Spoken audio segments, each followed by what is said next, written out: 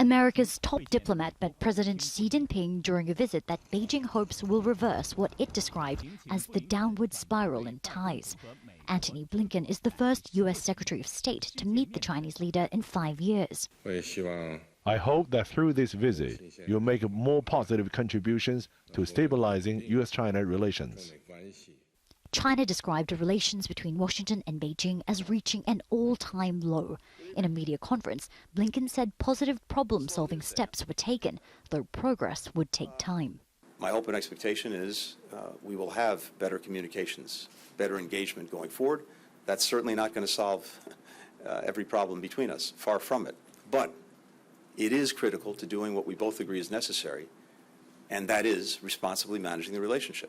Earlier, Blinken met top diplomat Wang Yi, who blamed tensions on wrong American perceptions of China and urged Washington to stop hyping what he called the China threat, to lift what Beijing describes as unilateral sanctions, and to respect China's claims to Taiwan. Blinken says there was no change to the U.S.'s One China policy, and it does not support the island's independence, though he raised concerns over provocative actions by the People's Liberation Army in the Taiwan Strait. On technology restrictions, Blinken defended controls as necessary for protecting national security and denied Chinese allegations that the U.S. is trying to contain China's growth. And regarding the Ukraine war, he welcomed Beijing's efforts to end the conflict and pointed to assurances it would not provide Moscow with lethal aid. China has, however, maintained its economic and diplomatic support of Russia. The tone from both Blinken and Beijing has been fairly positive, with both sides straining to find common ground. However, few agreements were made, and one key disappointment was the failure to revive military communication.